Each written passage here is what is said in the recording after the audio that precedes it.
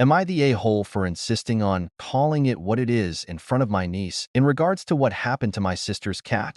I, 29 female, have an older stepsister, 35 female, Marley. It's relevant to the issue that she and I have never had a good relationship. We are water and oil. Marley has a 9-year-old daughter, Kate. They live in an apartment with Marley's BF, Rick, and their 2 pet cats. Well, now 1 pet cat. Marley, Kate, and Rick got an offer to go spend 4 days up at a friend's cabin and took the offer since neither had to work. They left their 2 cats in the care of their neighbor friend, who came to look after them every day. On the morning of the 3rd day, the friend called them bawling, saying that when she came in to give breakfast, the male kitty was laying on the floor, not alive. As soon as they drove home, they brought Kitty's body to the vet, and the vet determined that he died from the effects of paint toxicity. Apparently, his paw pads were stained bright blue. Marley admitted then that she'd spontaneously decided to paint Kate's bedroom floor the day before they left, and she was so distracted getting ready that she left the bedroom door open, and the 1 cat went into Kate's room before the paint dried. The neighbors somehow failed to notice. I'll be honest, I'm furious about how the cat died. And when she came to our parents' house with Kate last Saturday to eat brunch and cry about her beloved cat and his accident, I lost my cool and admittedly snapped at her that if she loved the cat, she should have put in the effort not to kill him with neglect. That went over very poorly at the table. Marley got really upset and started shouting at me that I didn't need to be a witch and that I essentially called her a murderer. My husband scoffed into his coffee and muttered, "Well,